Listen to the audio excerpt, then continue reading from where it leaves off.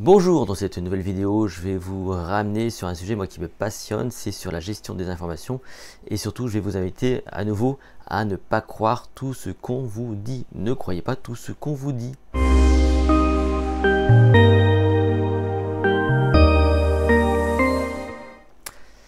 Ne croyez pas non plus tout ce que je vous dis. Nous sommes aujourd'hui dans une société où tout le monde s'exprime absolument sur tout. Et notre problème, c'est que voilà, on est dans une masse d'informations. Il faut être capable comme ça de distinguer ce qui est vrai, ce qui n'est pas vrai.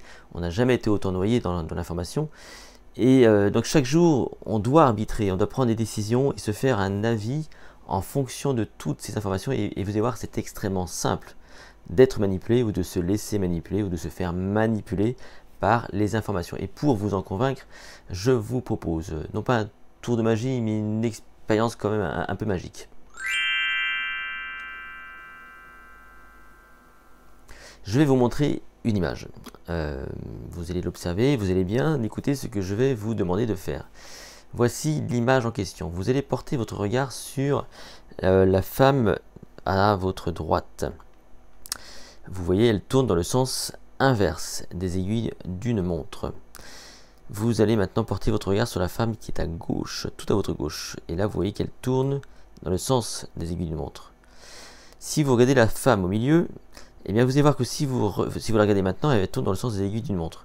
Mais si vous regardez à nouveau la femme qui est à droite, qui tourne dans le sens inverse, et bien tout à coup, la femme du milieu tourne maintenant dans le sens inverse. Et si vous revenez sur la femme de gauche, qui tourne dans le sens des aiguilles d'une montre, la femme du milieu tourne dans le sens des aiguilles d'une montre.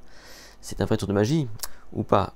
En fait, l'explication, c'est que vous avez sous les yeux, dans les extrémités, des images en 3D, qui sont permises notamment par les petits rubans, enfin les contours blanc, bleu, rouge, là, sur l'image, alors qu'au milieu, l'image est en 2D.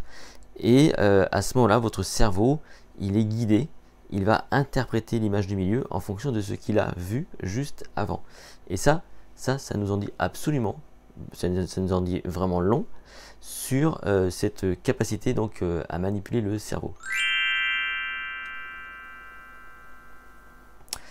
C'est comme ça que ça se construit. L'information, elle est forcément subjective. Quand vous êtes face à quelque chose que vous croyez, déjà, donc vous avez donc déjà un câblage, si vous voulez, et l'information qu'on vous donne, forcément, elle vous paraît vraie. Je prends un exemple très simple. Voilà, on va prendre un exemple que tout le monde connaît, c'est l'horoscope. L'horoscope, voilà, on y croit, on n'y croit pas, mais si vous y croyez d'avance, forcément, vous êtes enclin à accepter l'idée que Vénus, c'est la planète de l'amour, que Mercure, je ne sais même pas c'est de quoi est cette planète, et pour le coup, vous acceptez aussi que le signe de la Vierge est de tel caractère, le signe du Cancer de tel caractère, et que tout ce qu'on vous dit en lien avec ce que vous croyez être vrai, avec ce qu'on vous a déjà dit, eh bien ça match. Et pour le coup, vous seriez même capable de penser que les prévisions sont justes.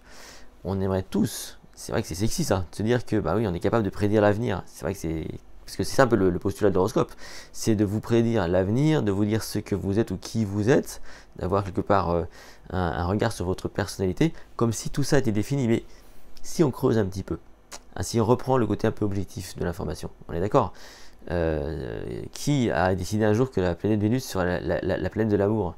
Et en quoi cette planète pourrait vous influencer, vous, là, à la santé, parce que vous êtes né à telle date? Donc si on fait preuve un peu d'objectivité, qu'on creuse un petit peu et qu'on supprime, on va dire, l'influence de l'information première, quelque part ça tient plus debout. D'ailleurs l'astrologie, dès on va dire le Moyen-Âge, on remettait en cause cet art, parce que c'est un art, et c'est pour ça que l'astronomie est née.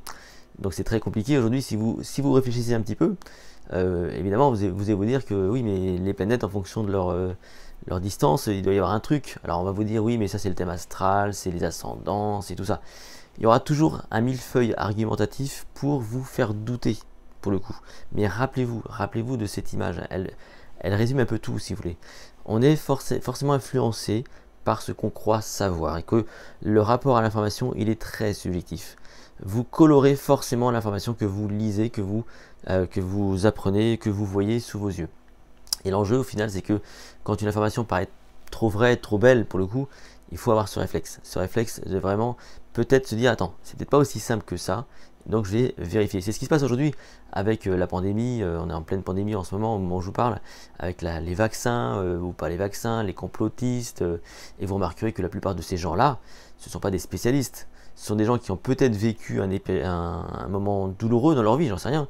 Et ils vont tenter de vous convaincre que bah, c'est pas bien, qu'il ne faut pas faire ceci, que les vaccins c'est méchant, que ça va tous nous tuer, que on a donc des gens qui nous gouvernent, qui nous manipulent, qu'il y a le Big Pharma, etc. Mais si vous revenez un peu sur Terre, vous dites mais oui mais les entreprises pharmaceutiques ce sont évidemment des industries comme le textile, comme on est d'accord, ils vont faire de l'argent, évidemment.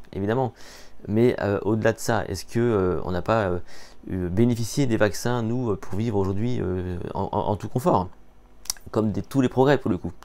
Oui, donc ayez ce réflexe-là, votre relation à l'information, elle est forcément colorée parce que vous avez déjà vu en amont. Et ça, les magiciens, ils le comprennent très bien, ils le manipulent très bien, ça, ils l'utilisent beaucoup, les magiciens.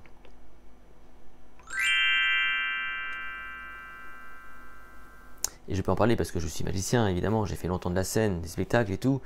Et oui, en mentalisme, par exemple, on pourrait très bien se dire, tiens, on va faire une expérience avec, au départ, tout le travail de Heinz qui est ici. Donc c'est donc un psychologue qui jouait avec ces cartes, là, les cartes ESP, en fait, voilà, pour quelque part tenter de percer certaines choses.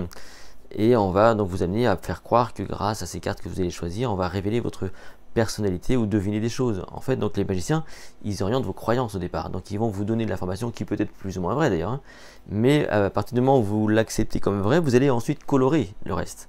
Et donc vous allez être guidé dans votre réflexion et dans votre relation à ce qui va se passer, notamment l'illusion. Parce que les magiciens, ce sont des personnes qui vont créer chez vous donc une illusion, hein, qui peut être à la fois verbale, visuelle, tout ce qu'on veut, en partant dès le départ, si vous voulez, sur des informations qui peuvent être erronées au départ. Hein.